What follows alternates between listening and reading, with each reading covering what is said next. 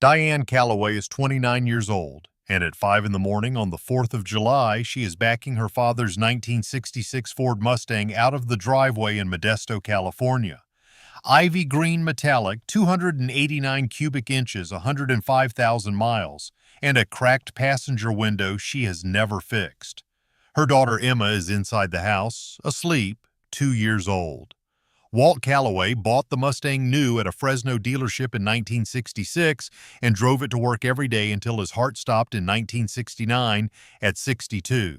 When Diane inherited it, she found a road atlas dog-eared to the western states in the glove box, and a stick of Wrigley's in the ashtray that still faintly smelled like spearmint.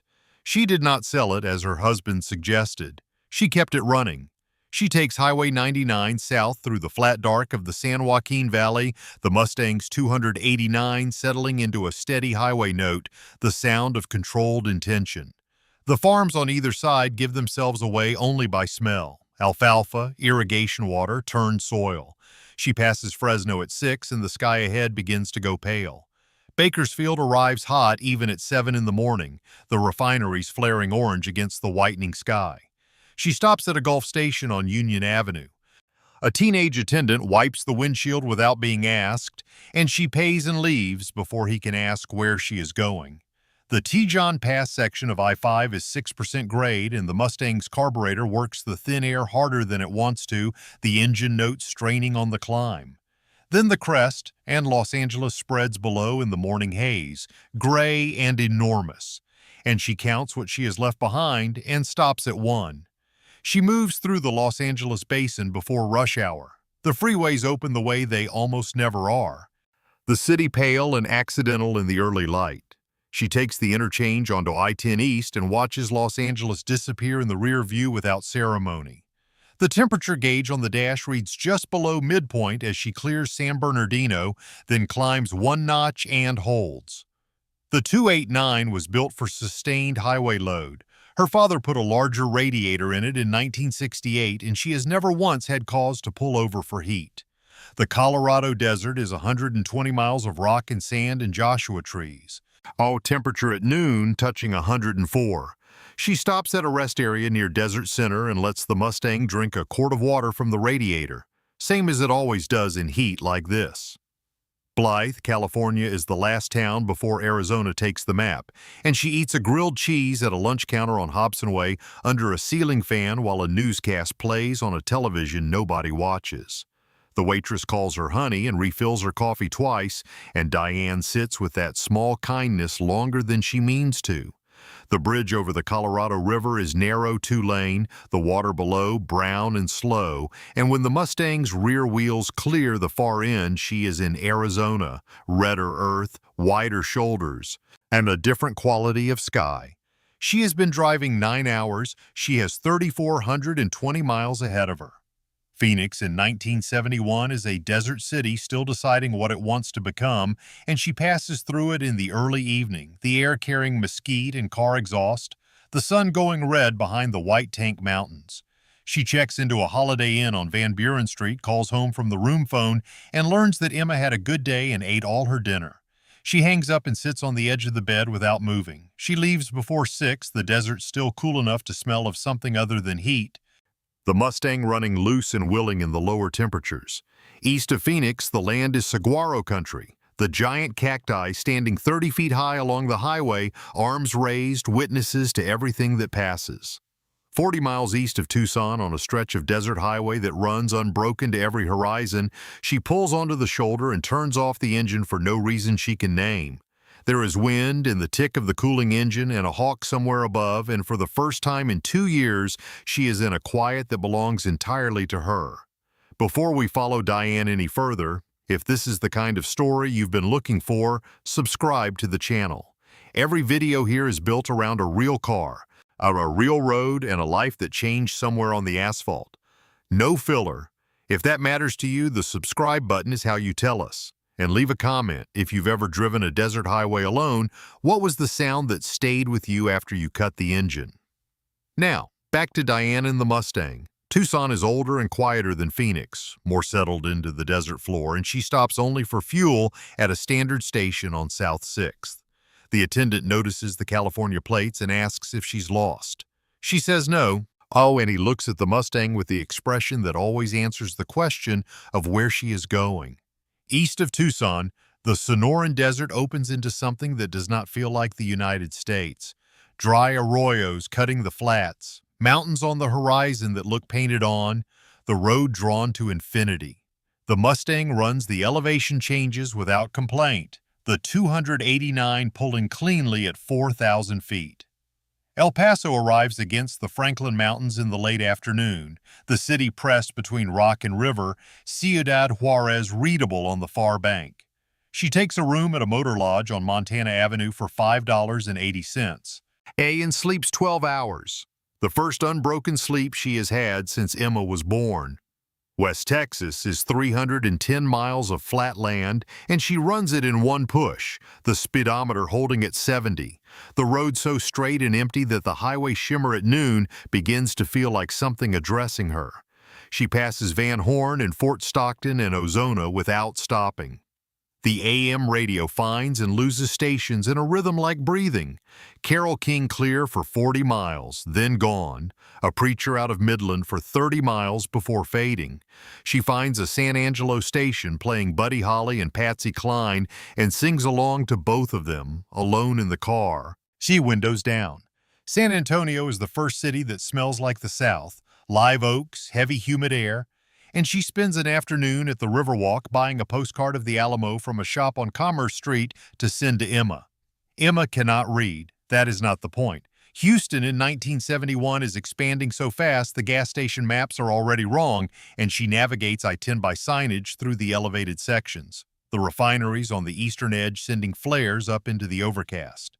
The Mustang's temperature needle climbs one notch east of downtown and stays for 40 miles before settling back. East of Houston, she takes US 90. The old Gulf Coast road through Winnie and Veeder, the vegetation turning subtropical, the sky a color between gray and green she has no word for. The road runs through that sky like something pulled from a different map. Lake Charles, Louisiana is where the accents change and the music comes out of bars in the afternoon without apology. She eats red beans and rice at a lunch counter on Ryan Street, and when she says she's from California, the woman behind the counter laughs and says, "Lord." She is 1,800 miles from Modesto. She arrives in New Orleans on a Tuesday evening and drives down Canal Street without stopping. You have the city dense and old and fragrant. She parks near Jackson Square and walks the French Quarter for 2 hours, the Mustang on a side street off Decatur, and buys a postcard of St. Louis Cathedral to send to Emma. Emma cannot read the first one either. East of New Orleans on US 90, the Gulf of Mexico appears on the right, blue-green, flat, impossibly wide, and she pulls onto a causeway near Waveland and gets out. The Mustang's hood ticks behind her as the engine cools against the salt air. She hasn't seen open water since California. Mobile, Alabama is wet heat the moment she opens the car door. She takes I-65 north and the pine forest closes over the highway. Show the road a narrow corridor, the trees dark and dense on both sides. The South at mid-July has absorbed everything that ever happened here. She stops in Montgomery for fuel only, a Coca-Cola from a machine, and 5 minutes in the shade of a pecan tree beside the station. People look at the California plates and look away. She has 2,400 miles behind her and she counts the number again to confirm it is real. Atlanta in 1971 is building itself into a different city. Cranes over the downtown, interstates being cut through old neighborhoods, and she pushes through it on ODMI 75 without stopping, coming out the north side in the Piedmont. On the land rising. The Mustang accelerates on the downgrade and she lets it run. The Blue Ridge appears ahead as a dark line drawn across the sky, and as she climbs into the foothills on I-85, the temperature drops 5 degrees in 20 miles. The air changes, pine and stone in altitude, none of the Gulf Coast's wet weight. Spartanburg to Charlotte is 100 miles of rolling hills, and the Mustang takes the undulating road the way it was made to, light on its feet. She buys a peach from a roadside stand near Gaffney, and the juice runs down her wrist while she drives, and she doesn't bother to wipe it. Virginia announces itself with different light, lower, more golden, something to do with latitude and afternoon. The odometer reads 102,700 miles when she crosses the state line. She drives through Richmond on I-95 and the James River passes below the highway, the old tobacco warehouses in the haze on the south bank. She takes the Capitol Beltway around Washington and does not stop. The Capitol Dome appears once between overpasses, white, enormous, briefly, and she notes it the way you note something that belongs to everyone and therefore to no one in particular. Baltimore smells like the sea and like industry. Are the two smells sharing the same air? The Mustang's odometer turns 106,000 miles somewhere in the Fort McHenry Tunnel. She catches it in the green glow of the dash. And she says something aloud that she immediately forgets, but that felt in the moment exactly right. She stops in Philadelphia for a full day, not by plan, but by necessity. She is tired in a way that sleep alone cannot address. She sleeps 10 hours, then sits in the motel parking lot with the Mustang and goes through the glove box. A Fresno tire receipt from 1967, a matchbook, a photograph of two men she cannot identify standing in front of a pickup truck. The New Jersey Turnpike is the antithesis of the desert. Multi-lane, dense, industrial, the air thick with petrochemicals. She holds the Mustang in the right lane at 65 and watches the refineries give way to warehouses, give way to the coastal plain. She is 3,400 miles in. She enters New York on the George Washington Bridge at first light, the Hudson below silver gray and wide, the city on both sides coming at her simultaneously. She takes the Cross Bronx Expressway through, stays in the center lane, and comes out into Westchester with the feeling of having survived something that wasn't actually dangerous. The Merritt Parkway through Connecticut is tree-lined and the overpasses are built with stone arches that suggest someone once cared about this road. She stops in Milford for a sandwich and the man behind the counter notices the California plates. She says she drove most of it. He says most of it isn't all of it. She says no and means it is something other than agreement. Providence surprises her. The Hill City, the old houses on Benefit Street, the gold dome of the State House above the river. She finds a payphone and calls home, and Emma says Mama into the receiver, and Diane has to cover the mouthpiece for a full minute before she can speak again. Boston is the last city before Maine, and she moves through it the way she has moved through all the large cities, without stopping, eyes on the signs north. She takes I-93 under the elevated central artery and comes out the other side. The road north opens, 40 miles to New Hampshire. New Hampshire is granite outcroppings and old farmhouses, and she is through it before she has fully registered it.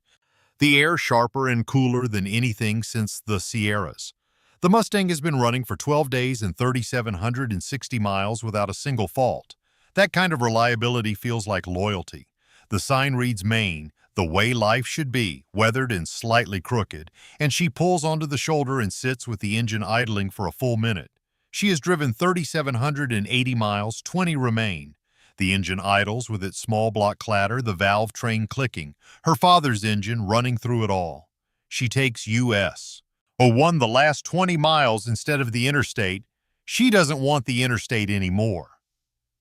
The road winds through Scarborough and Cape Elizabeth, the Atlantic glimpsed in flashes between houses, the light harder and cleaner than California's and more honest.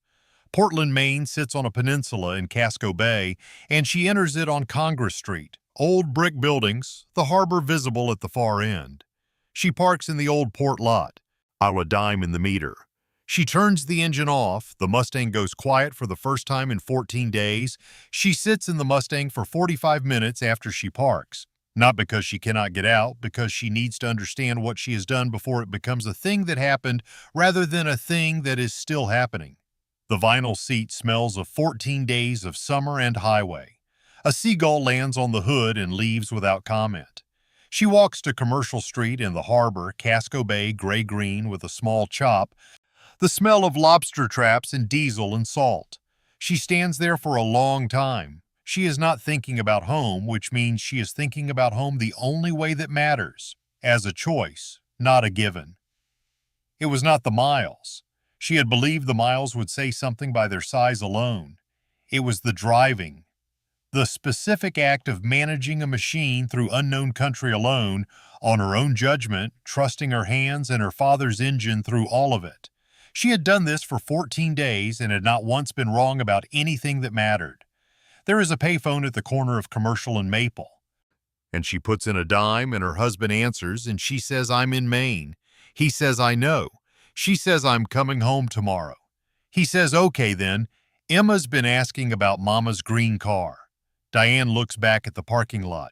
The Mustang is visible from here. She sleeps at a motor lodge on Forest Avenue and in the morning walks back to the old port and eats eggs and coffee at a diner on 4th Street, the waitress about her age, neither of them talking much. Through the window, a lobster boat comes in from the bay at Idle, a trailing wake in the gray water.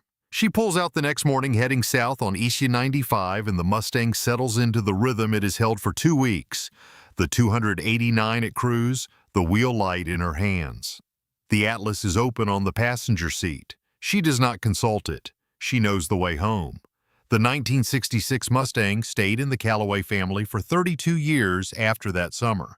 Diane fixed the window crack in 1974, replaced the water pump in 1979, put in a rebuilt carburetor in 1988. Her daughter Emma learned to drive in it at 16. Go on the long, straight roads outside Modesto. The glove box still holds the road atlas dog-eared to the western states and a matchbook from a Fresno steakhouse nobody in the family can identify. The Mustang is still in the family. Diane Calloway was 68 the last time anyone drove it. A summer evening, Emma at the wheel, the San Joaquin Valley flat, and known outside the windows. The road gave Diane what she went looking for, not an escape from her life, but evidence that she was still someone capable of finishing what she started. The Mustang knew the way home. If these road stories are what you want to keep watching, subscribe to the channel. More cars, more roads, more lives lived behind a steering wheel that meant something. And if you ever drove a car like this, or knew someone who did, tell us in the comments. What car, what road, where it took you. The cars remember everything, so do the people who drove them.